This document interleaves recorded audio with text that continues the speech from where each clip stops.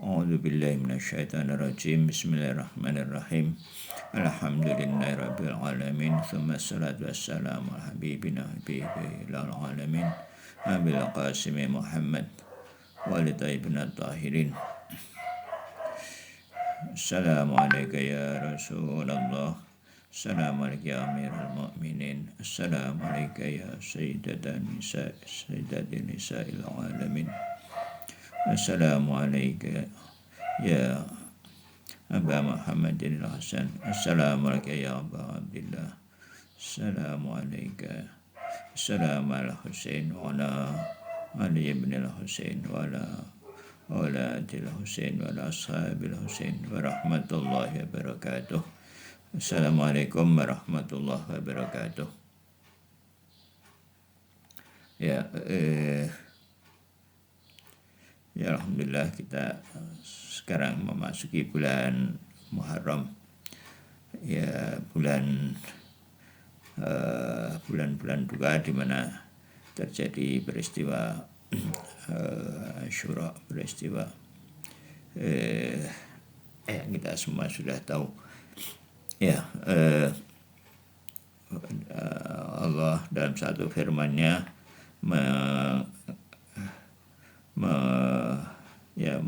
berfirman bahwa wadzakir bi ayyamillah, ingatkanlah atas hari-hari Allah. Ya, sekali lagi bahwa semua hari adalah hari-hari Allah, tapi ada hari-hari di mana secara khusus disebut hari-hari Allah, hari-hari di mana Allah memberikan tiupan ya, nafah tiupan yang memungkinkan pada para hambanya untuk secara khusus mendekatkan diri kepada Allah Subhanahu wa taala. Dan di antara hari-hari yang disebut Ayyamullah itu adalah hari Asyura ya. Dan ini kesempatan yang sangat baik bagi kita untuk memperbaiki untuk secara lebih cepat ya memperbaiki diri kita. Hari-hari di mana Allah memberikan kesempatan semacam akselerasi,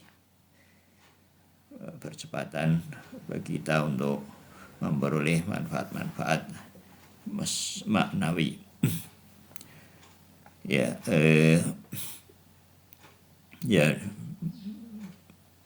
Jadi jangan dilewatkan kesempatan seperti ini, karena ya nanti akan menimbulkan penyesalan ya. Bahwa ya mengingatkan lagi bahwa di dalam peristiwa Asyura itu segala macam kebaikan dipentaskan dalam level tertinggi. Begitu juga keburukan-keburukan. Ada ibadah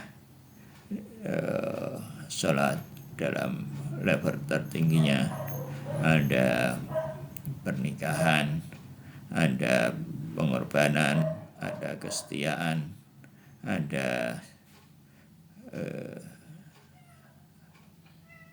ketakwaan mungkin, dan semuanya dalam level-level tertinggi. Begitu juga keburukan-keburukan, ada pengkhianatan, ada kekufuran, ada tipu daya, ada apa. Semuanya juga dalam level-level tertinggi, sehingga ini menjadi pelajaran yang sangat berharga. Dan ada dua sisi, ada sisi duka dan sisi keindahan. Dan Allah dan para imam mengajarkan untuk melalui hari-hari Asyura ini dengan kedukaan. Walaupun satu sisi adalah bahwa pengorbanan Imam Husain itu adalah alaihi wassalam dan para sahabatnya itu adalah kemuliaan, kesuksesan, keberhasilan yang termasuk yang terbesar ya, atau kalau enggak dibilang yang paling besar sepanjang sejarah. Imam Hussein menyebut bahwa keluarganya adalah sebaik-baik keluarga dan sahabatnya adalah sebaik-baik sahabat. Untuk menunjukkan bahwa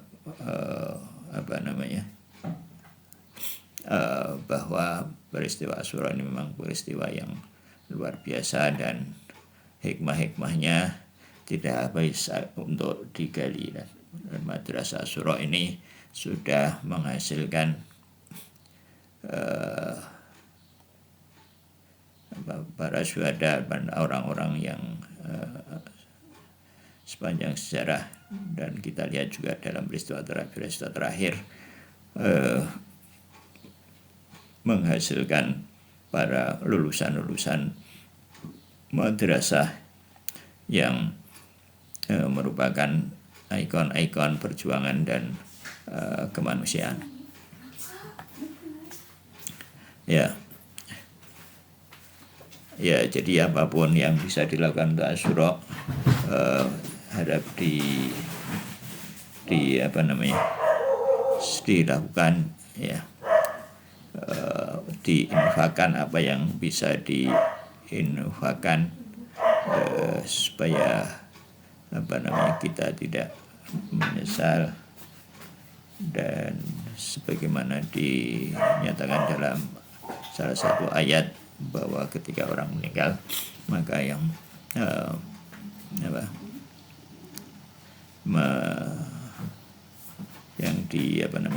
yang disesali itu adalah kenapa kita pada saat itu tidak bersedekah ya. Kata-katanya adalah bersedekah. Nah, Ustadz Miftah menyebut bahwa sedekah itu bukan hanya dalam hal ini bukan hanya material, tapi juga apapun yang dikorbankan, apakah waktu, apakah kesehatan, apakah rasa lapang, atau apapun yang berupa kenikmatan yang dikorbankan, itu semua adalah bisa disebut sedekah dalam hal ini. Ya, begitu. Mudah-mudahan kita bisa memanfaatkan momen-momen Asyura ini untuk memperbaiki diri, untuk mengecas iman kita ya. Ya baik, kita kemarin untuk hadap sholat itu sampai di sini ya. Faya asafa ya. Faya asafa ini dalam Al-Quran ada di dalam surat Yusuf ya. Faya asafa, kalau nggak salah ini kata-kata ini diucapkan oleh Nabi Yakub ya. Ini menunjukkan semacam penyesalan ya, penyesalan. Faya asafa ala ya.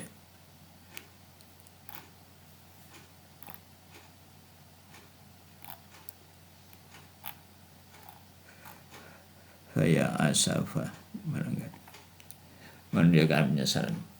Annana nahnu ahlal ghaflah, bahwa Imam Khomeini menyebut bahwa kita ini, beliau sendiri menyebut dirinya adalah ahlul ghaflah. Ghaflah itu lalai ya. Dari ghaflah ini mungkin barangkali muncul kata gaple itu dalam bahasa Indonesia. Artinya ya main-main, lalai. Wasyak ratabiyah ya. Nahnu ahlul ghaflah, nahnu ahlul ghaflah wasakrul tabiyah, dan mabuk materi ya, mabuk dunia. Wal maghruruna bil amal, dan yang tertipu ya. Hurur artinya menipu, dan maghrur artinya tertipu, bil amal dengan angan-angan panjang. ditipu dengan khayalan dan angan-angan panjang, ya pengen ini pengen itu, ya ya akhirnya tidak kesampaian, bukan kesampaian, mengejar hal-hal yang wahmi terus kemudian meninggalkan hal-hal yang maknawi. Ini artinya apa? Angan-angan panjangnya amal, dan mengikuti langkah-langkah syaitan fi jami'ul umur, dalam seluruh perkara. Wala nastabiq, dan tidak terbangun, ya, nastaik ya, tidak terbangun, tidak bangkit selamanya dari tidur yang berat, ya. Naumis sakil, naum tidur, dan sakil adalah yang berat. Jadi tidak terbangun dari tidur yang nyenyak, tidak belum tidurnya. Wala nakhruju anin, dan tidak keluar dari kelalaiannya, lupa, nisyan juga kasir, nisyan yang banyak, dengan tidak keluar dari tidur yang kelalaian yang banyak, dari, dan tidak istafad. Nah, dan kita tidak mengambil faidah, ya. Ini dari kata faidah, istafadna, mengambil faidah. Tadi mengambil faidah dari makom-makom aimah, ya, aimatul maqamatil aimatil mimaqamat aimatil huda, para imam yang betul dari para sulwa dan para imam. Wa ma'arifihim qalila, dan sangat sedikit mengenal mereka, ya dengan ma'rifat, ya tidak bermanfaat pada Rasulullah dan para imam.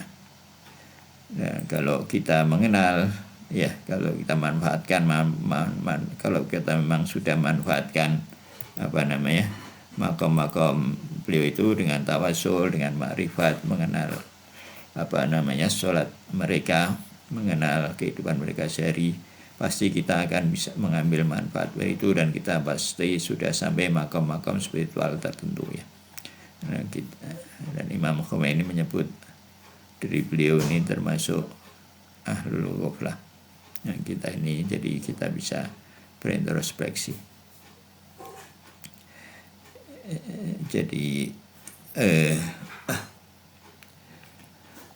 gitu. Terus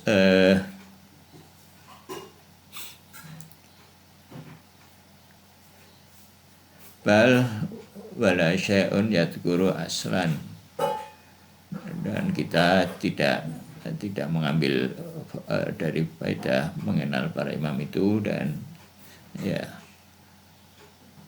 bagatafaina bi tarikh hayatihim, dan cukup hanya mengenal mereka dalam sejarah tanggal lahirnya misalkan, dan seterusnya, ya, tahir, meninggal, dan seterusnya, wafat, dengan qasr wa surati surufin, dengan ya sangat sedikit, dengan terbatas, dan terbatas pada hal-hal yang lahir saja. Dan manadril bil kuliah aman, dan dengan pandangan yang kulli, ya, yang umum, dan melalaikan dari tujuan dibangkitkannya para nabi alaihi wassalam. Dan wafil haqiqah yang tabiku alaina limislil ma'ruf, dan ini perumpamaannya pada hakikatnya adalah seperti perumpamaan yang ma'ruf, yaitu istis istismani du warong.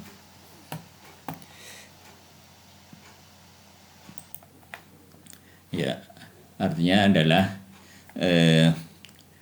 ya seorang yang merasa kuat padahal ya ototnya membesar, padahal itu adalah karena penyakit, misalkan biri-biri atau apa ya, zaman dulu ada sakit biri-biri, merasa badannya sudah besar padahal nggak ada kekuatannya. Ya, ini perumpamaan dimana kita mungkin merasa sudah dekat, merasa dekat pada Allah SWT, padahal nggak punya apa-apa ya, kira-kira. Jadi ilusi ya, tertipu oleh ilusi, punya makom, punya amal, punya apa, padahal nggak punya apa-apa. Wa nazkuru fi hadzal maqam ba'dul riwayat, dan setelah ini Imam menyebut beberapa riwayat yang menunjukkan ya gimana sholat itu seharusnya ya. Dan mudah-mudahan kita bisa mengambil manfaat. Ya. Terus kemudian jadi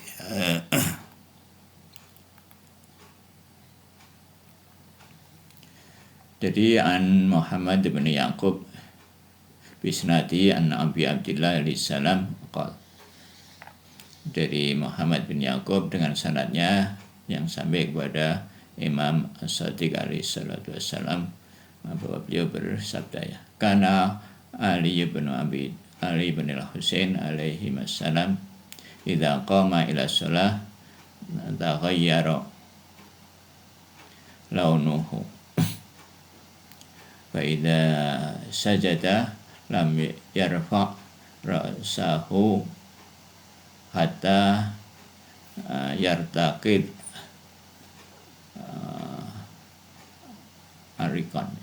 arkan. Jadi yang nggak tahu bacanya apa ya, bahwa Imam Ali bin al-Husain ya ketika sholat maka berubah mukanya ya, berubah warnanya jadi pucat, dan ketika sujud tidak mengangkat kepala sampai berpeluh ya, sampai berkeringat.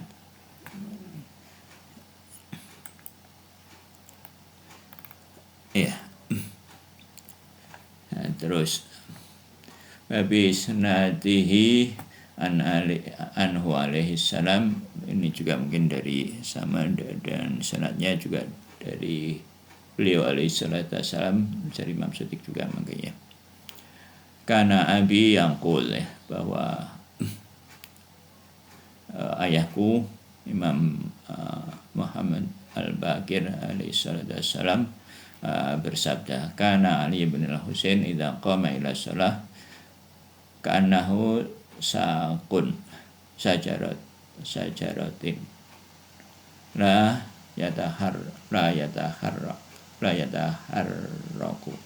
yataharriku minhu syai'un illa ma harakat ruku illa ma harakatir rih minhu ya, harakatir rihu minhu. Jadi dari Imam Bakir mengatakan bahwa jadi Imam Ali Zainal Abidin ini termasuk katanya keajaiban ibadah ya.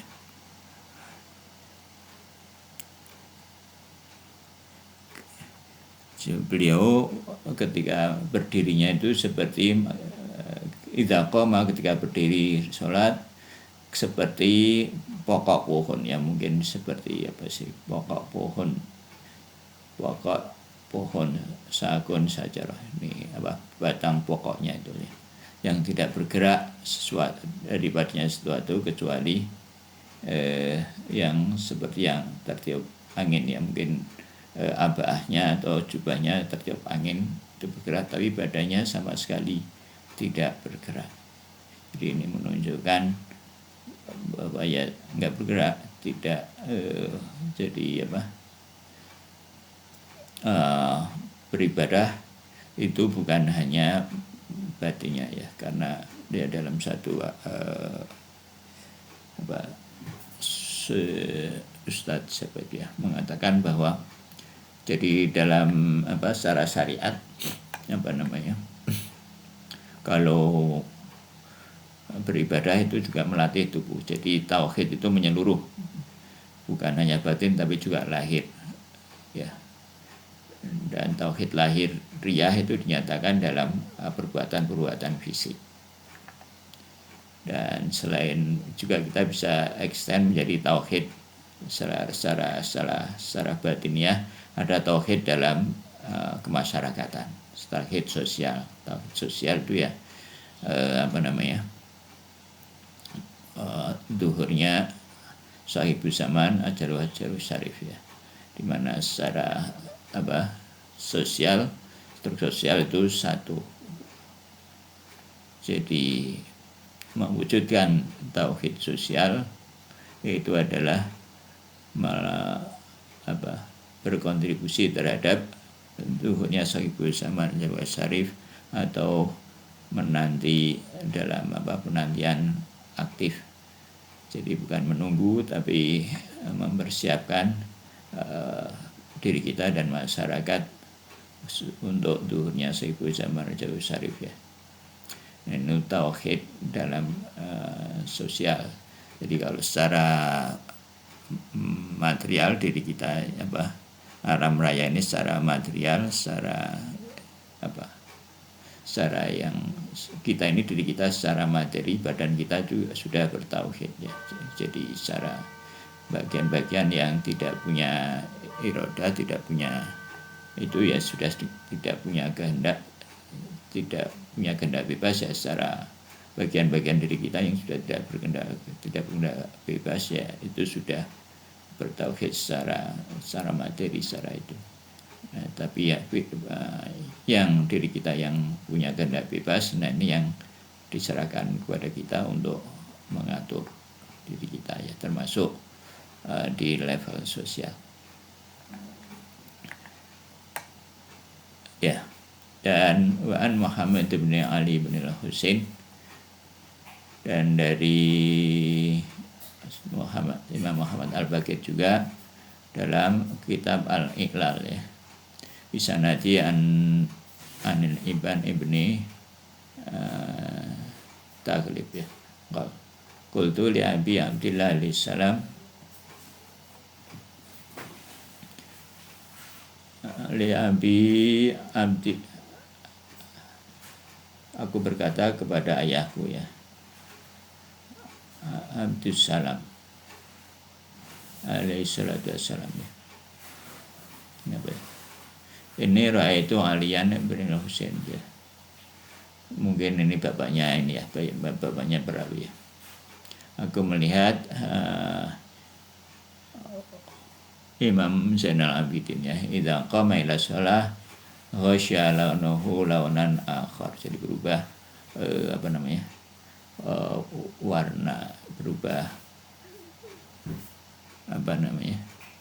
berubah ya warna kulitnya ya. Dan faqala li wallah, dan beliau berkata kepada wallah anna Ali bin al-Husain kana ya'rifu. Faqala li, faqala ini mungkin siapa yang berkata ya, mungkin yang berkata ini yang meriwayatkan ya, bahwa ini bercerita mengenai Imam Ali Zainal Abidin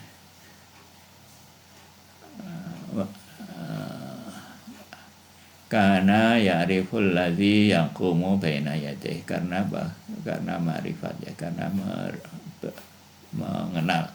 mengetahui kepada di depan siapa beliau berdiri. Jadi ini karya ma'rifat.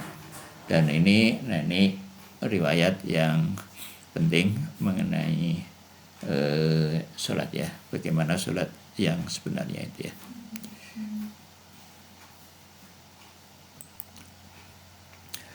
An Sayyid Ali bin Tawus fi Falahis Sa'il, dalam kitab Al-Falisali fil hadis, dalam satu hadis, faqala Abu Abdullah alaihi salam ya, la tatimu sholah illa lidhi tuhur sabiqan wa taman. Ya, tidak sempurna sholat kecuali bagi orang-orang yang suci ya, yang apa nih, sabiq wa tamam baligh, dan yang suci, yang apa, suci dan sabiq ini apa ya, nanti tadi sabiq besarnya baligh ghairi nazigh, dan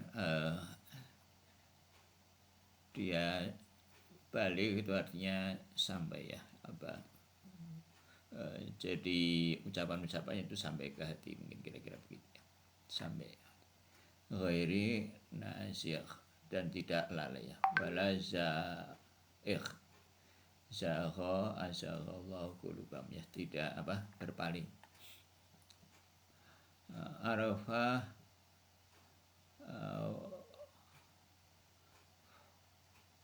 fawaqaf ya, dia mengenal, mengetahui, dan dia wakaf itu diamnya, berhenti seperti tadi itu. Jadi apa namanya, tidak bergerak kecuali gerakan-gerakan sholat ya, tidak garuk-garuk, tidak apa sana kemari, jadi bukan gerakan-gerakan yang menggambarkan, bukan gerakan sholat. Jadi memang apa namanya, kalau hatinya khusyuk itu tubuhnya juga ikut khusyuk ya. Wa khabat fasabat, dan wa akhbat fasabat ya, dan dia apa, akhbat itu ya, khoba ya, dan diam ya, ini wasabat, dia diam. Jaganya perlu artinya ya, bentar. Apa? Bersembunyi di sini ya, dan diam. Jadi tidak tidak pengen dilihat orang. Bahwa waqifun baina baina yaisi wa toma, dan dia berdiri antara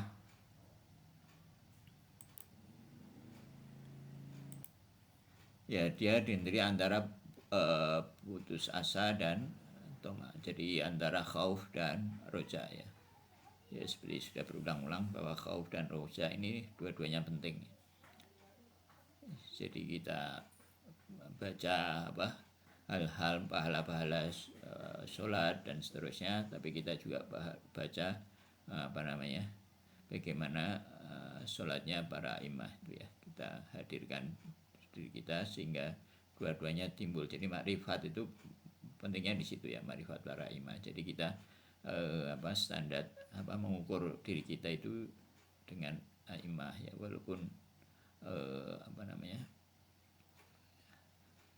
walaupun ya kita dibanding imam itu bukan apa-apa ya, tapi tetap apa mengukurnya dia dengan imam supaya timbul apa namanya, perasaan khauf ya, membandingkan sholat kita dengan sholat imam.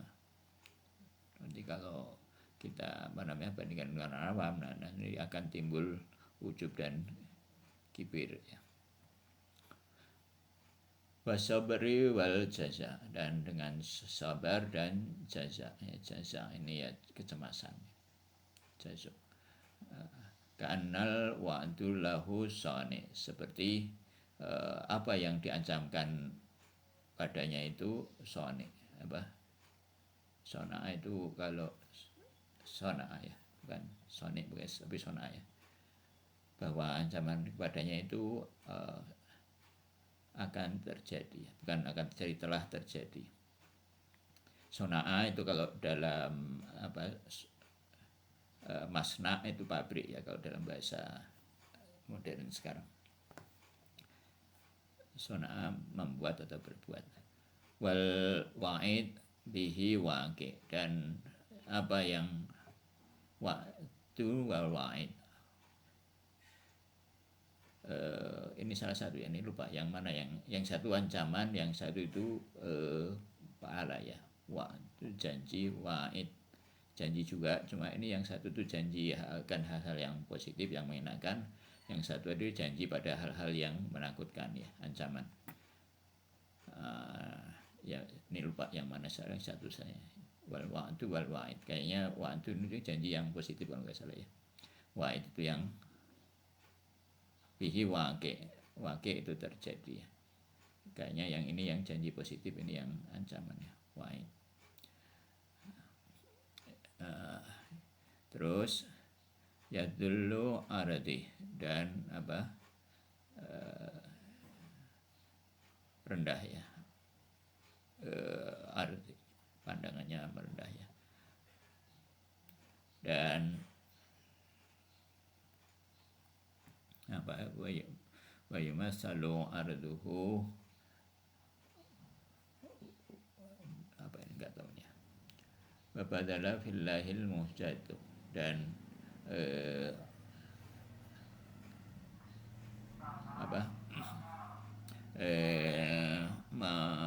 mujah itu bagian ya, dan mungkin maksudnya berharap mendapat pahala dari Allah ya. Watan saibu ilahil muhjah, nggak tahu ya, ghairu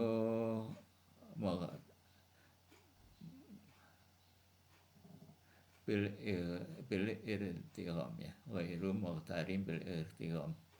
Terus ini lupa ini apa ya, ini kemarin sudah ini. Kemudian yaqta'u la ya al-ihtimam ya, terputus tali-tali pengharapan ya, bi'aini min man lahu qasdun, karena bi'aini man lahu qasdun, dan karena dia punya tujuan hanya kepada Allah, kira-kira seperti itu mungkin maksudnya ya. Wa ilaihi raudun, dan kepadanya raudun minhu istirfadun wa idza ataka kanat hiya shalat. Dan jika seperti itu, maka itulah yang disebut sholat ya, kanat hiya shalah allati biha amrun, dan itulah yang disebut sholat yang merupakan suatu yang akhbarona, yang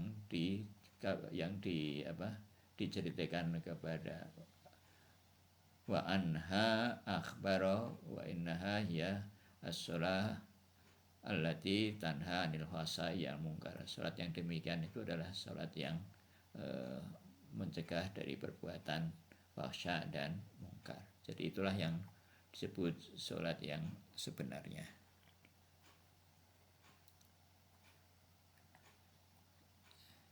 Ya kira-kira.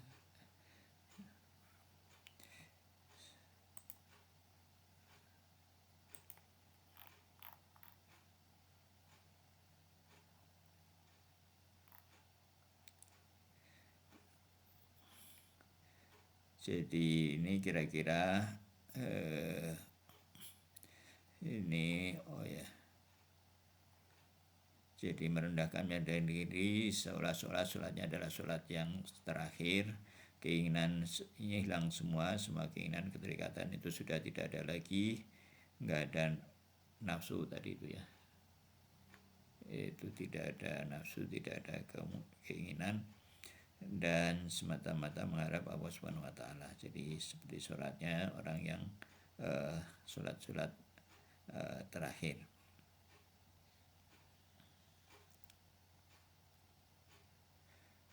Merendahkan diri sampai keinginan itu hilang.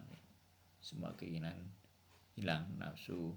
Nah, kalau orang sudah merasa dirinya rendah, biasanya hawa nafsunya itu juga ikut terkendali ya. Tidak melakukan sesuatu kecuali sekedar untuk bertahan hidup ya kan. Tidak ingin macam-macam.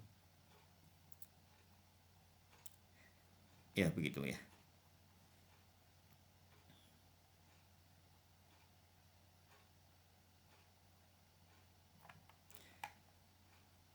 Ya, ada komen.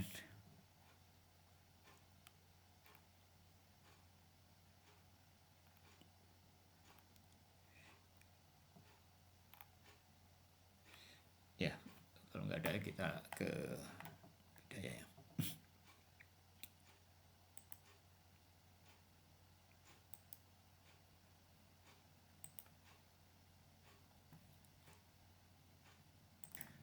Kita sampai pada pasal yang membicarakan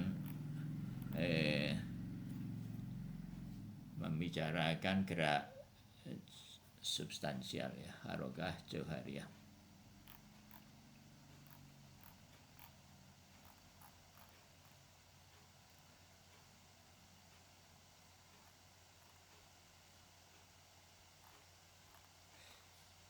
Jadi pasal berapa ini? Pasal 10 dari marhalah 10 ya. Pasal 11 dari masalah Fasul Hadil Asyar dari marhalah ke-10, yaitu mengenai kelanjutan mengenai pasal sebelumnya, yaitu tentang pada makalah-makalah yang tempat yang merupakan wasawah terjadinya gerak ya. Pada pasal sebelumnya itu ada 4 arad yang terjadi di mana terjadi gerak, dan di sini pasal 11 bahwa di samping 4 arad itu Mullah Sadra juga mengatakan bahwa justru gerak terjadi pada substansi ya. Dan cara pandang Mullah Sadra ini berkonsekuensi bahwa justru maka gerak pada substansi inilah gerak yang penting yang menyebabkan terjadinya gerak-gerak pada level arad, pada keempat arad. Nah, terus kemarin ini ada sanggahan, disanggah bahwa kalau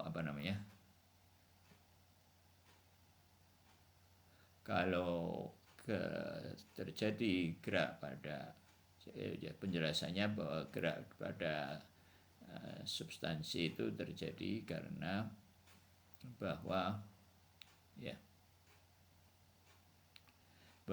aksiden atau arad itu tergantung pada jauhar. Jadi maka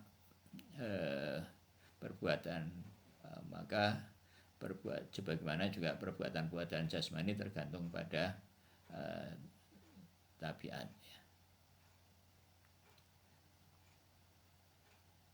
ya. Tabiat surah jismiyah itu merupakan sebab dari perbuatan. Jadi hubungan antara gerak pada arad dengan substansi itu seperti hubungan antara fiil dengan dengan pelaku ya, yang merupakan merupakan sebab dekat dari gerak tersebut. Nah, terus ada bantahan.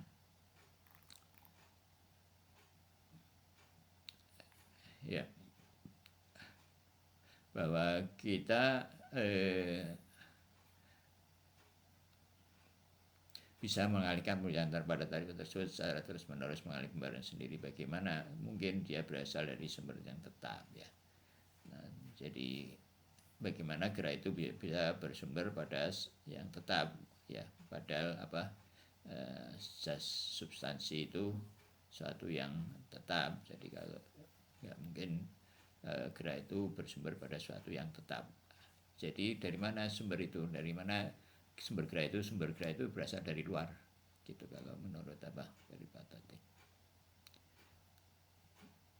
Ya, terus jadi dijawab oleh Alamah Tabatabai bahwa gerak itu terjadi pada esensi, pada substansi, tidak menentukan sebab ya, karena dia adalah sesuatu yang dzati. Jadi dia diciptakan dalam kondisi memang secara inheren bisa bergerak. Jadi karena dia bisa secara inheren bergerak, jadi begitu diciptakan dia bergerak, maka dia tidak membutuhkan sebab dari luar untuk bergerak. Nah, terus selanjutnya ini jawaban ini disanggah lagi ya. Di lanjutan dari sanggahan berikut ini adalah lanjutan dari sanggahan sebelumnya. Wa uridu alaihi ya, dan di sanggah sebelumnya anna natawajjau istinadal anna natawajjau istinad. Ini kalau ini suka bingung ya, ini dia fa'il atau maf'ul atau apa. Anna natawajjau istinadal a'rad al-mutajaddidah ila tabi'ah bihadal wajh bi'ainihi min ghairi hajatin ila ju'li tabi'ah mutajaddidah. Jadi sebetulnya kalau tadi dikatakan bahwa yang secara inheren bergerak, diciptakan bergerak itu adalah substansi, maka bisa aja dong yang inheren bergerak itu adalah arotnya. Jadi kalau arotnya secara inheren bergerak, maka dengan demikian nggak perlu substansi itu bergerak. Tidak perlu johar itu bergerak ya. Jadi kita juga bisa menatawajjau ya, mengarahkan pada penyandaran ya. Penyandaran istinad, penyandaran. Istinad ini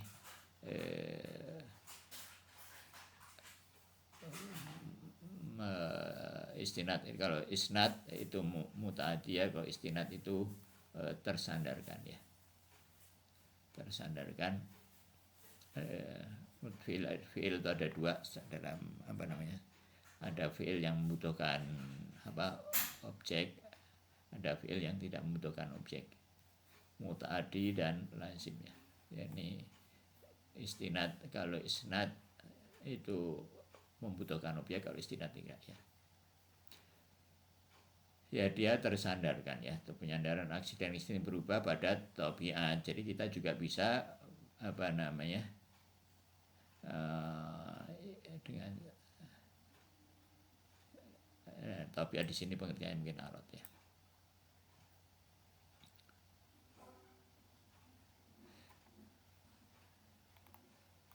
Ya. Terus Fatajaddudu dzati lil arad al mutajaddid. Maka tajaddud itu adalah dzati bagi arad ya. Maka pembaruan itu bergerak itu perubahan-perubahan itu merupakan suatu yang dzati dari arad yang mutajaddid yang berubah. Wat tabi'ah dan yang berubah dan yang bersifat tabi'ah. Jalat arad mutajaddidun walam taj'al mutajaddidan walam taj'al al mutajaddidan al mutajaddidah mutajaddidan. Jadi maka perubahan tadi itu adalah hal yang dzati bagi arad ya. Dan tabiat hanya alam ini, wa tabiatu jalat al arad al mutajaddidan. Maka arad tabiat itu mungkin maksudnya di sini pencipta ya Allah Subhanahu wa taala. Karena menciptakan aksiden tersebut. Jadi kalau tadi yang diciptakan secara dzati itu adalah substansi, maka di sini dia bilang si pembantah itu mengatakan bahwa ya bukannya lebih baik, lebih masuk akal kalau yang diciptakan berubah itu adalah aradnya. Arad secara inheren berubah ya. Dan bukan menciptakan al mutajaddidan, bukan menciptakan al mutajaddidan, bukan menciptakan sifat berubah pada aksiden. Al mutajaddidah itu sebetulnya secara bahasa adalah yang baru, yang berubah, artinya mutajaddid itu pembaru ya, yang sebagai baru, suatu yang baru, dan tidak perlu menciptakan yang baru sebagai sesuatu yang baru. Ya intinya bahwa tidak perlu apa yang diterapkan pada substansi tadi yang yang dia merupakan suatu yang diciptakan secara inheren bergerak, yang lebih baik kan, lebih masuk akal kalau yang diciptakan yang bisa yang secara inheren memperbarui diri itu adalah aradnya, begitu ya. Wa ujibu anhu ya, dan aku menjawab ya. Bi annal arad mustanidatun fil wujudiha ilal jauhar wa tabi'atun lahu ya. Bahwa arad itu secara arad itu tersandarkan wujudnya ya, tersandarkan bergantung atau pada jauhar dan merupakan secara alami mengikutinya ya. Wa tabi'atun lahu, bukan secara alami, dan dia mengikuti jauhar. Jadi arad itu mengikuti jauhar gitu. Jadi ya memang bisa aja arad itu secara inheren berubah ya. Ya, tapi arad itu mengikuti jauhar sebagaimana dikatakan sebelumnya bahwa tadi ya dikatakan sebelumnya bahwa hubungan antara jauhar dan arad itu seperti hubungan antara fa'il, perbuatan dengan fa'ilnya ya. Fadhiyatu labuda an tatimma fil jauhar. Maka sifat yang tadi yaitu bersifat tajaddud tadi itu pastilah adanya pada jauhar ya, haruslah atau terpenuhi dalam ranah jauhar ya kan. Jadi memang bisa aja secara yang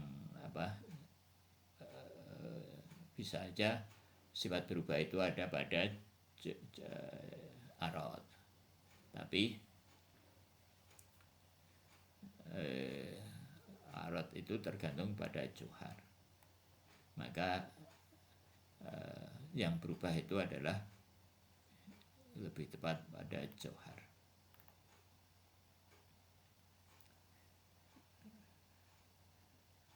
Wa urida alaihi aidan. Ini ada sanggahan berikutnya yang katanya dikutip dari Syarah Mandumah ya. Syarah Mandumah ini kitab filsafat sebelumnya yang dikarang oleh Mullah Haji Sabzawari. Ini sama, isinya hampir sama dengan Bidayatul Hikmah, cuma disusun dalam bentuk mandumah ya, bait-bait puisi lah semacam begitu. Dan karena bentuknya puisi dia harus disarah ya, supaya gampang dihafal ya zaman dulu. Jadi zaman dulu agak susah mungkin mentransfer dalam bentuk tulisan, jadi ditulis dalam bentuk puisi, syair-syair begitu, dan syair-syair itu disarah, dan bukunya disebut Syarah Mandumah. Ini merupakan buku teks filsafat sebelum Bidayatul Hikmah ya, generasi sebelum Bidayatul Hikmah maksudnya ya. Jadi Mullah Haji Sabzawari ini juga hidup kira-kira mungkin 2 abad sebelum sekarang ya, sebelum kontemporer ini. Jadi beliau belum lama.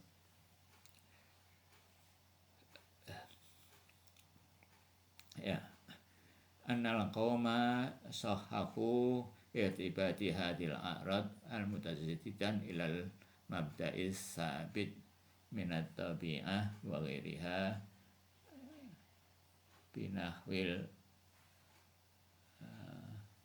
binahu akhar. Bahwa sesungguhnya kaum para filosof, dalam hal ini filosof mutalatik ya, membenarkan hubungan antara eksistensi ini yang terus berubah dengan sumber yang tetap. Dengan cara lain, yaitu bahwa perubahan itu berasal dari luar ya. Wa ghairiha binahwil akhar. Jadi perubahan para filosof membenarkan ya, sohahu membenarkan adanya keterikatan antara a'rad yang berubah itu dengan sumber-sumber yang sabit ya, dari sumber-sumber yang tetap, minat tobiah, dari tobiah dari alamnya.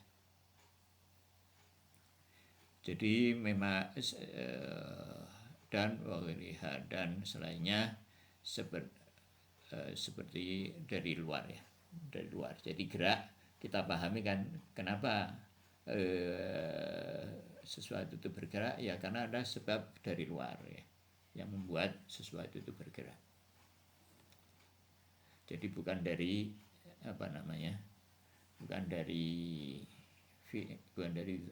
dalam ya, tapi dari luar, bukan dari substansi, bukan dari johar, tapi dari sesuatu yang dari luar. Jadi ini menurut filosof-filosof sebelumnya seperti Ibnu Sina, bahwa an-taghayyura lahiqun laha min kharij, kata jatuti martabatil qurbi wa bu'ti minal ghayatil matlubah bil harakatit tabi'iyah.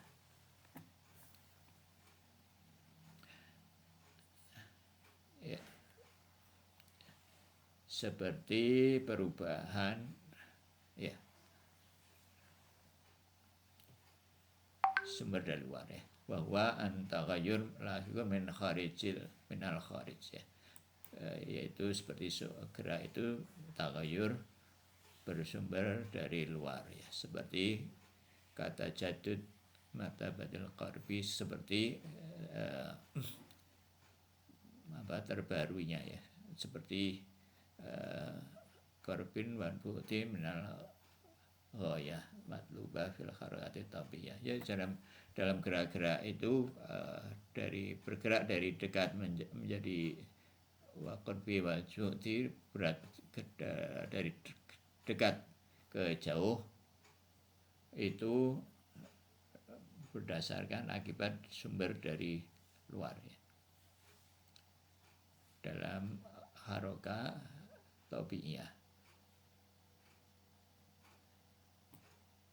Wakal tajadudil akhwal ukhra fil harokatil qasriyah, juga dalam gerak paksa, demikian pula seperti dalam gerak dipaksa ya, digerakkan oleh orang lain. Allati alal khilaf tabi'iyah, yang berlawanan dengan tabiat. Jadi misalkan batu secara tabiat bergerak ke bawah, maka kalau kita lempar dia bergerak ke atas, maka siapa yang menyebabkan gerak batu ke atas? Ya tangan orang. Jadi apa penyebab batu itu bergerak? Ya dari luar kan, kira-kira begitu. Kata jadudil iradat, seperti juga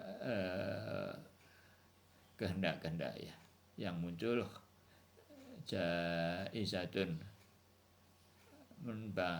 munba'isatun minan nafs fi kulli hadin min hududil harokah an-nafsaniyah allati mabda'uha an-nafs.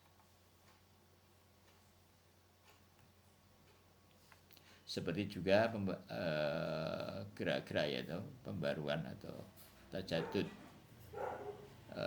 kehendak-kehendak parsial yang muncul dari jiwa ya. Iradat juz'iyah, kehendak-kehendak parsial ya, keinginan-keinginan yang sumbernya itu dari jiwa itu sendiri, itu kan dari luar gitu dia bilang ya, seperti dari luar. Ujiba anhu ya,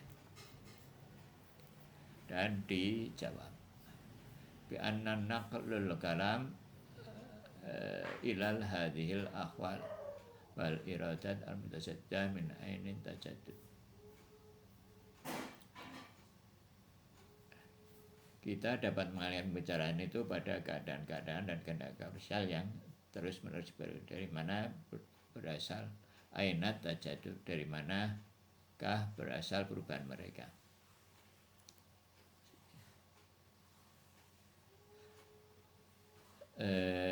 Fa innaha la mahalatan tantahi bil harakati tabiyah ila tabi'ah.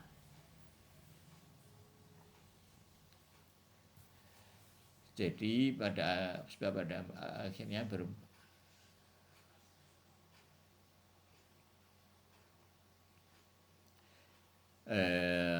sebab ya, fa innaha la mahallah, pada akhirnya bermuara pada tabiat dalam gerak tabiah ya, ila tabiah. Wa kadzalikal fil qasriyah, dan demikian pula dalam gerak yang dipaksakan. Fa innal qasr yantahi ila tabiah, maka pemaksaan itu akhirnya sampai atau berpulang atau balik lagi pada tabiah. Wa kadzalika fin nafsaniyah, dan demikian pula dalam gerak jiwa. Fa innal fa'il al mubashar, maka fa'il al-mubasyar, fa'inal fa'il al-mubasyara, ya, ini maka fa'il pelaku dekat litaharuk fiha aidan atau biya kama saya jiu. Jadi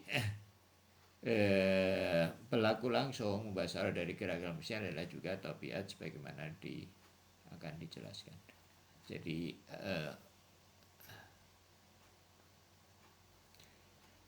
dalam jika maka perlaku langsung fa'il mubasyarah itu berlaku langsung ya. Dari gerak itu adalah juga tabi'ah. Tabi'ah ini maksudnya apa ya? Ya alam ya. Jadi batu juga dalam gelak qasr tadi itu bainal qasr yantahi ila tabi'ah. Maka yang menyebabkan batu itu bergerak ke atas itu alam ya, tabi'ah ya. Wa kadzalika fi nafsin, dan demikian dalam nafs. Jadi alam itu maksudnya apa? Jadi dia kenapa dia substansi yang substansinya itu yang alam itu mungkin ya. Jadi bukan batu yang kalau batu itu bergerak ke atas karena suatu paksaan, itu ya alam yang menyebabkan dia bergerak. Demikian. Jadi gerak itu yang alam itu secara dzati dia bergerak ya, yang melakukan gerak. Jadi yang melakukan gerak substansial itu adalah dalam hal ini alam ya, yang merupakan sebab dekat dari geraknya batu ke atas. Jadi bukan tangan.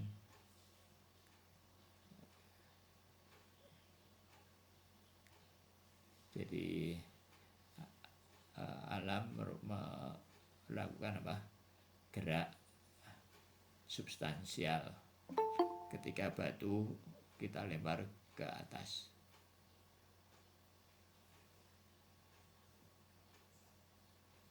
Maka fa'il dekat dari gerak batu itu adalah atau ya. Begitu mungkin ya, mudah-mudahan tidak salah ya. Jadi begitu. Mungkin sampai di sini dulu. Ya intinya, jadi kalau dalam gerak nafs ini kalau kita terapkan pada kita misalkan, jadi kalau kita misalkan bergerak melakukan ya sebutlah misalkan datang ke majelis azan, maka itu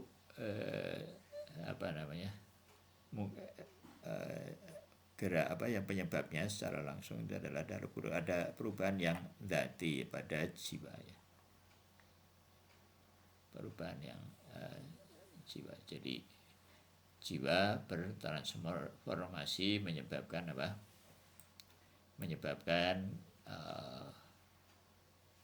kita melakukan gerak. Nah, tapi memang gerak kita itu nanti ketika kita datang memang terus kemudian dalam amal-amal tertentu misalkan, maka terus kemudian ada efek dari luar yang memberikan efek kepada nafs kita ya. Dan nafs kita kemudian melakukan gerak selanjutnya ya. Nah demikian terus menerus sehingga terjadi spiral ya. Jadi mulainya itu harus dari diri kita sendiri ya, kalau merupakan perubahan perbaikan pada diri kita ya. Jadi tidak bisa kita menyalahkan Allah, misalkan kenapa Allah tidak membuat saya menjadi orang mukmin, misalkan ya, kata orang kafir itu. Ya kenapa ya, nanti kalau kita sudah punya gerak, punya keinginan, nanti Allah yang akan membantu kita ya, gitu. Jadi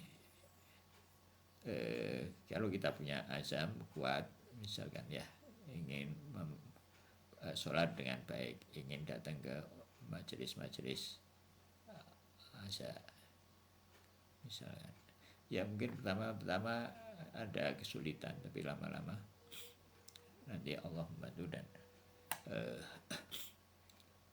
ya lama-lama itu jadi biasa ya, nggak masalah. Ya memang itu terus menerus akan ya nanti akan datang tantangan baru ya, seperti itu. Nah tapi kalau kita tantangan baru itu, kalau kita menyerah ya berhenti geraknya. Nah tapi kalau kita memotivasi diri kita supaya ingin tetap bergerak, ya nanti akan terjadi gerak berikutnya ya. Nanti akan menjadi manfaat berikutnya. Jadi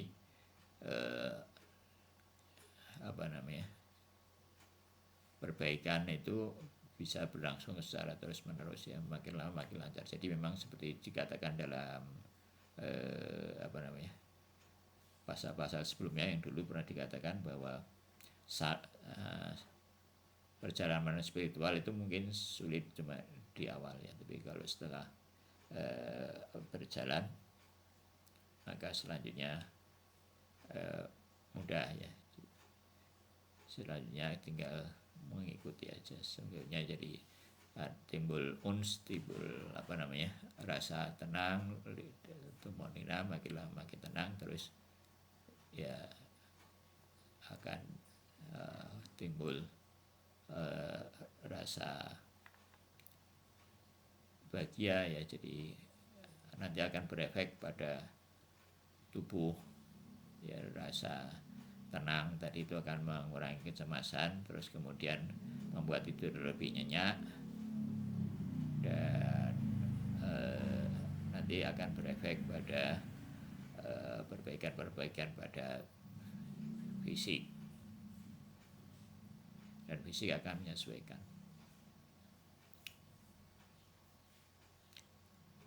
Begitu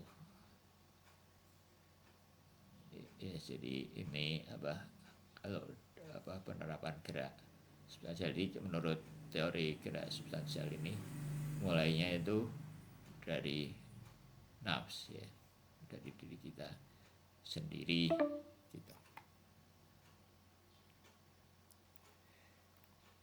gitu. Ya Mas, berarti misalnya ya batu bergerak ke atas, itu berarti kan gerak yang memerlukan usaha. Nah, usaha itu berarti dari batu atau dari tangan? Ya, jadi batu bergerak ke atas itu kalau menurut pemahaman kita selama ini kan, itu penyebab gerak itu apa? Itu dari luar kan, gerakan oleh tangan, ya enggak? Bukan dari dalam kan? Bukan gerak substansial. Mana gerak substansialnya? Enggak ada kan gitu. Ini gerak ya kan gitu. Jadi secara substansi ya batu ya tetap batu kan, nggak ada yang berubah dari batu itu. Gitu kata pemahaman kita selama ini kan gitu, bahwa gerak itu terjadi pada 4 arot, yaitu tempat, apalagi iya, gerak yang umum kan gerak tempat itu, kam, kaif, wal, dan satu lagi itu 4 ya. Ya pokoknya itu gerak batu itu terjadi pada salah satu dari 4 arot itu. Substansi batu nggak berubah, batunya tetap begitu gitu. Nah, bukan begitu. Jadi batu itu bergerak karena terjadi gerak substansial pada alam. Jadi konteksnya diperluas mungkin ya maksudnya. Bukan hanya pada batu tapi pada alam. Ya termasuk diantaranya tangan. Jadi ada gerak substansial pada alam yang lebih luas yang dari sekitar batu. Jadi cara pandangnya bukan pada batu tapi pada tadi tabiat tadi pada alam. Jadi alam melakukan gerak substansial sehingga batu itu bergerak ke atas oleh tangan memang. Tapi tangan itu kalau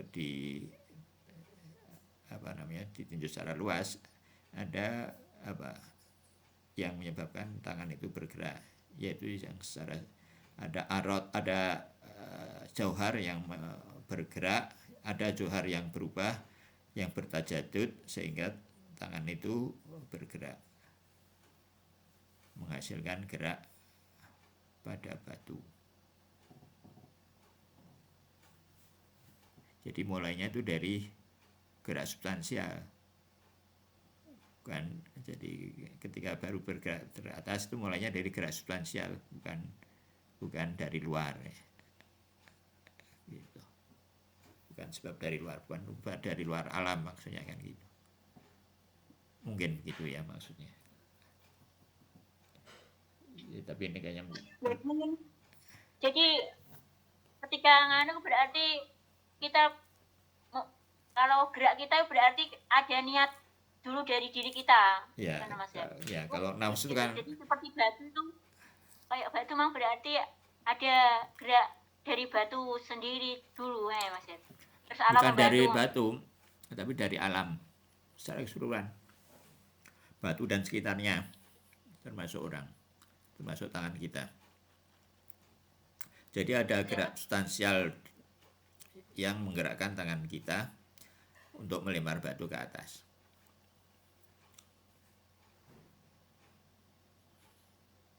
Jadi gerak pertama itu berarti pemenang kita itu loh Mas ya. Niat pertama berarti dari Allah atau dari kita? Dari kita kan ini substansinya. Dari kita, niat pertama ya dari kita. Ada tadi dari nafsu kan tadi kalau gerak-gerak pada itu. Ya pelaku langsungnya kita, ya pelaku Allah bisa disebut pelaku tidak langsung ya. Yang menciptakan kita kan, Allah kan menciptakan kita. Terus kita dikasih irodah, kehendak. Jadi Allah bisa dipandang sebagai gerak pelaku tidak langsung ya. Nah, fa'il mubasyarahnya kan nafs. Nah, fa'il mubasyarahnya ini yang melakukan gerak substansial. Jadi kalau batu itu bergerak ke atas, itu fa'il mubasyarahnya yang itu yang mengalami gerak substansial ya. Mungkin begitu. Kayaknya nanti coba ditanyakan pada itu ya.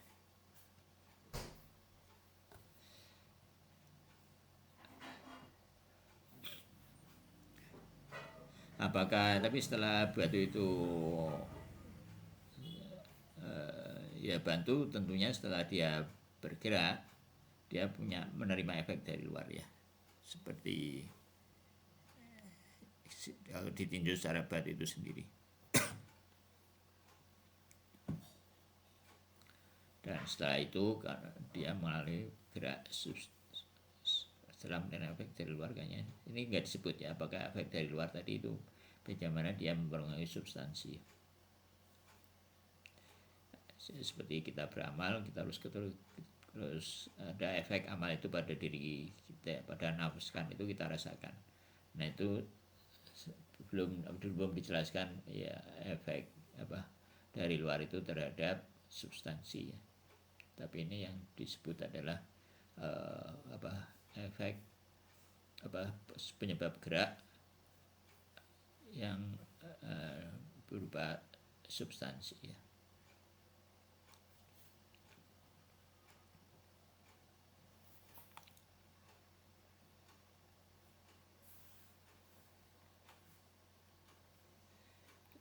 Jadi kalau kita menerima arad berubah, ya kan? Warad ini adalah mode atau mode ya, suun ya, ke apa ya, suun mode itu sama dengan suun ya, bahasa Arabnya suun mode, modus. Arad itu adalah salah satu modus atau apa ya, penampakan lah ya, akwal atau keadaan atau kondisi dari johar ya kan. Nah kalau kita lihat bahwa modenya berubah, akwalnya berubah, dengan sendirinya sebetulnya ada perubahan pada johar ya.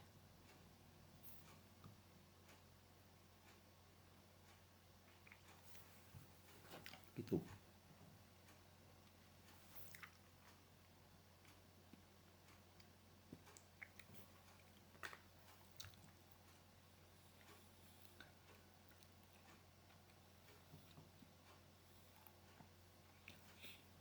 Terus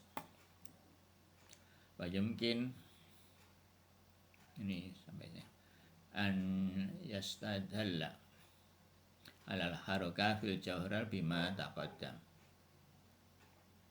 anna wujudul arad min martabatil wujudil jawhar min haitsu kauni wujudi fi nafsihi ainu wujudihi lil jawhar.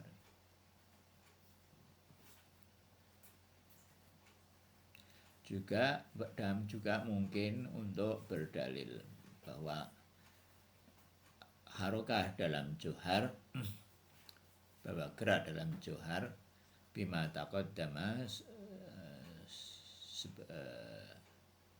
seperti yang sudah dijelaskan sebelumnya ya, anna wujudul arad min martabatil wujudil jauhar ya, dari ya, bahwa arad itu merupakan salah satu martabat dari wujud jauhar, min haitsu kaunil wujudi, dari salah satu tindakan wujudnya ya, fi nafsi ya, fi nafsi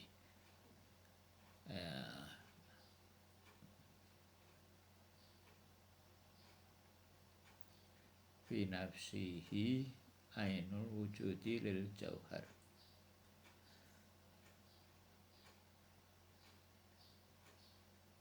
Kaunu wujudihi fi nafsihi ainu kaunu wujuduhu ya, fi nafsihi aina wujudi lil jauhar gitu ya, bahwa adanya wujudnya dalam dirinya itu merupakan wujud dari jauhar. Ini penting di sini ya, bahwa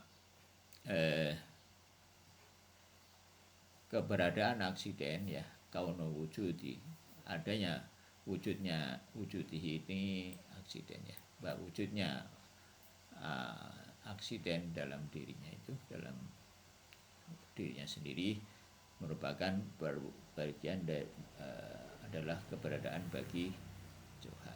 Tadi sudah seperti tadi ya, bahwa suatu tadi itu, bahwa keadaan-keadaan dari arad itu merupakan semacam penanda lah ya, merupakan salah satu mode suun dan akwal dari johar. Fataghayyuruhu ya, fataghayyuruhu watajadduduhu taghayyurun lil jauhar watajaddidun lahu. Maka perubahan-perubahan dalam arad itu adalah merupakan sebagai penanda ya, perubahan merupakan merupakan perubahan bagi johar ya. Jadi kalau arut berubah itu pasti karena ada perubahan pada johar. Maka perubahan dan perubahannya, perubahan pada arut ya, merupakan perubahan pada johar.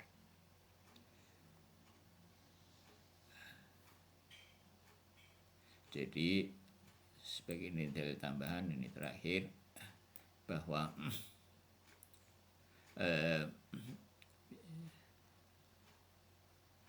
bisa dikandalkan juga bahwa keberadaan oksiden adalah bagian dari tingkatan keberadaan johar.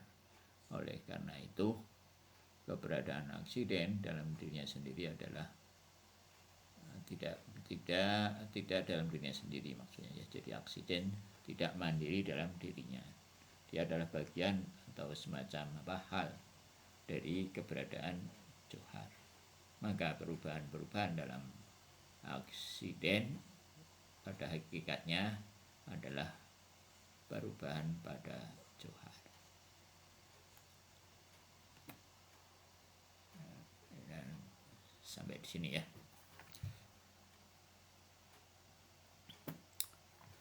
Oke, gitu.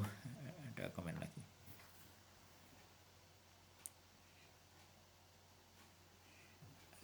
Ya, jadi filsafat ini merupakan dasar untuk ma'rifah ilahiyah ya, ma'rifah ketuhanan dan ma'rifah nafs ya, ma'rifat mengenal jiwa kita ya. Gitu, ini manfaat yang penting dari filsafat ini. Dan ini jadi penerapannya ya pada adab sholat itu dan perbaikan akhlak ya. Jadi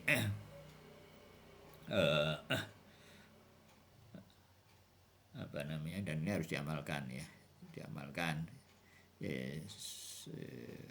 kalau nggak diamalkan ya kita puas dengan belajar saja, berwacana saja, itu ya seperti orang ke dokter dapat resep terus dibaca resepnya ya nggak sembuh kan, nggak ada manfaatnya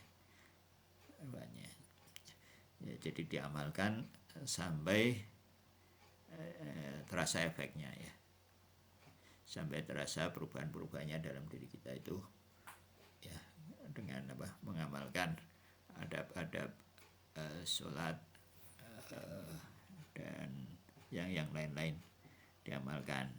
Jadi ya karena tujuan dari amal kita itu adalah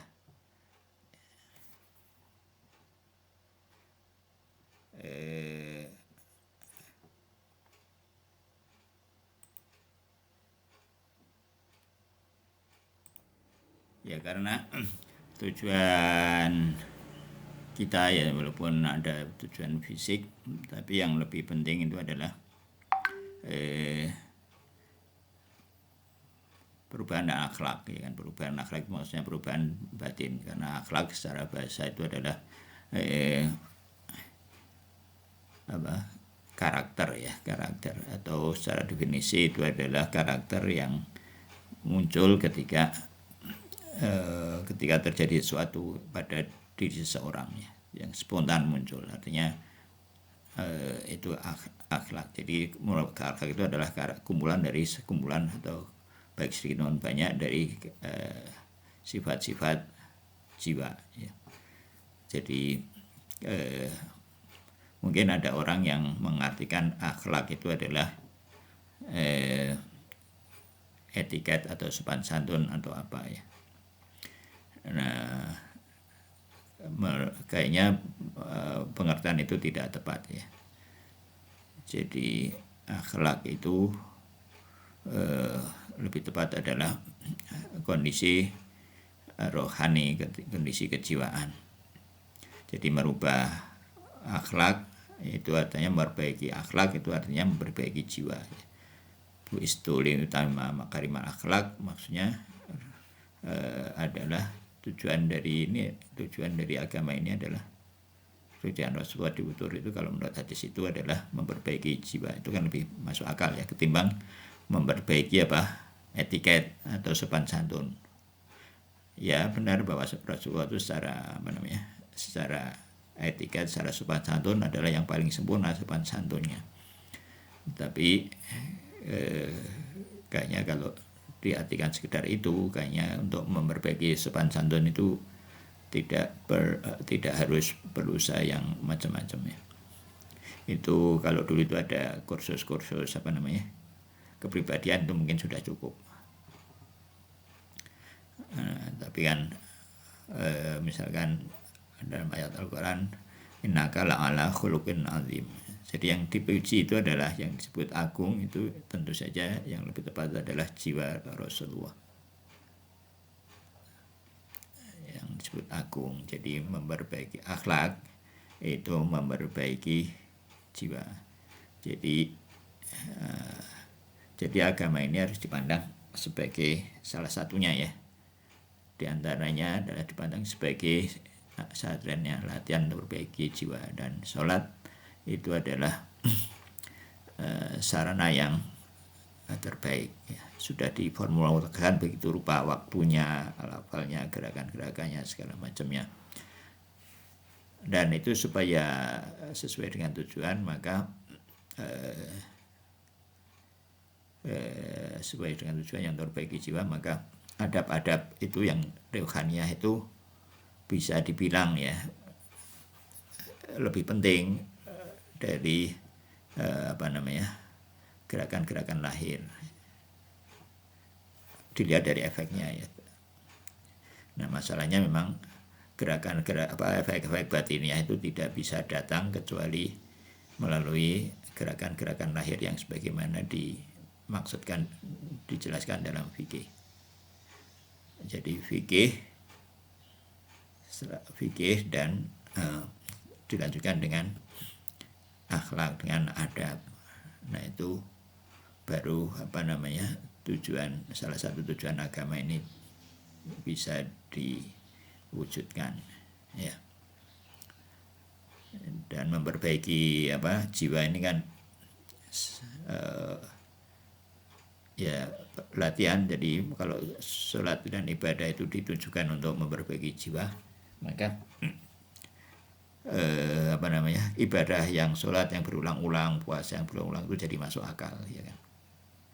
Bukan sekedar mengulang-ulang apa yang sudah sering dikerjakan. Yaitu akan menjadi rutinitas dan kita mungkin akan merasa ya ini agama gitu-gitu aja ya. Nah, tapi kalau dipandang bahwa semua yang Allah sediakan ini adalah untuk menyembuhkan jiwa, maka apa yang kita lakukan itu terasa tidak ada apa-apanya ya kan. Bahwa ada saja bagian dari jiwa kita itu yang perlu disempurnakan, perlu diperbaiki dan seterusnya. Dan itu perbaikan itu tidak ada ujungnya ya, dan ujung-ujungnya itu adalah bertemu dengan Allah Subhanahu wa taala ya. Gitu.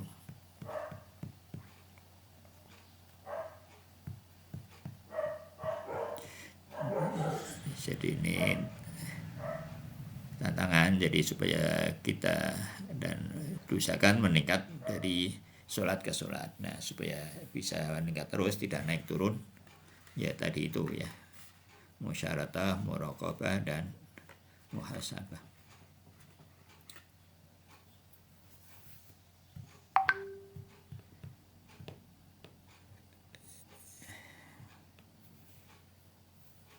Ya kan, jadi kekhusuannya ya yang disebutkan dalam adab-adab sholat itu kita perbaiki secara kuantitas maupun secara kualitas, secara intensitas maupun secara durasi dari sholat ke sholat. Jadi yang masih muda-muda ini punya kesempatan yang lebih luas ya, punya kesempatan yang lebih baik Mbak dan adik itu ketimbang mengenal ini, ilmu ini sudah agak terlambat hitungannya ya. Karena Imam Khomeini menulis buku ini bukan mengamalkan, yang menulis. Jadi mengamalkannya jauh sebelum itu mungkin. Ketika masih umur mungkin di bawah 30 barangkali ya. Menulis buku-buku akhlak itu. Udah start duluan Imam Khomeini. Ini baru tahu ini sudah umur-umur menjelang 60. Ya tapi nggak apa-apa, ya alhamdulillah.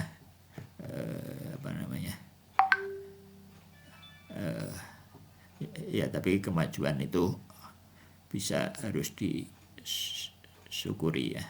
Jadi dengan tafakur, ibadah yang disertai dengan tafakur itu akan berkualitas ya. Katanya kan, ditanya kalau nggak salah itu Ustadz Miftah kemarin cerita, bagaimana tafakur yang bisa ibadah lebih baik dari ibadah yang lama itu, atau 1000 tahun atau berapa ya, seperti tafakurnya Al-Hur di malam Asyura. Ya, tafakurnya sebentar tapi Al-Hur menjadi syahid yang pertama di Karbala ya. Itu cerita kita.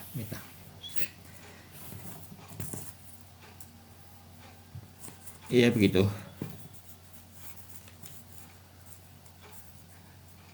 Kalau nggak ada lagi,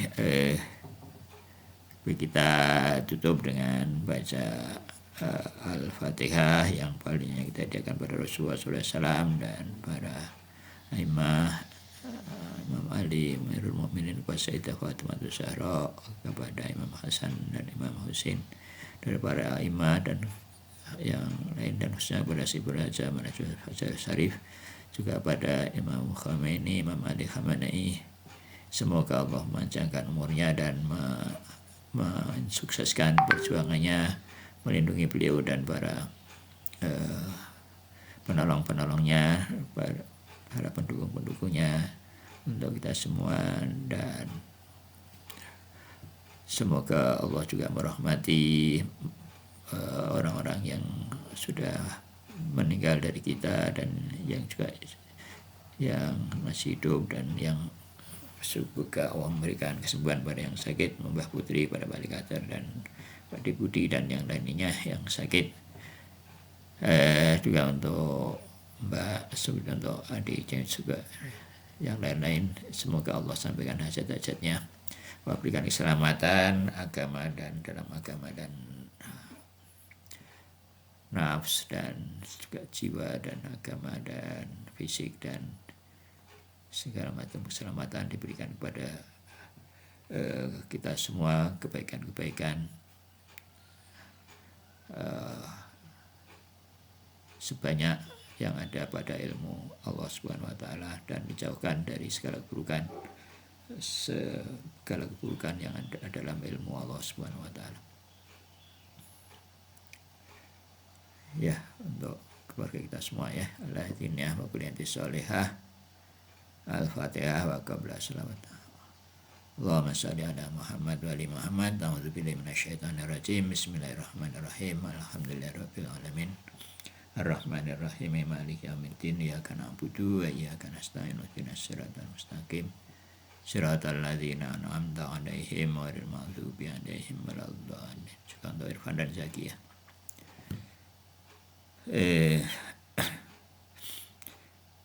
Subhana rabbika rabbil izzati amma yasifun wa salamun alal mursalin walhamdulillahi rabbil alamin. Wassalamualaikum warahmatullahi wabarakatuh.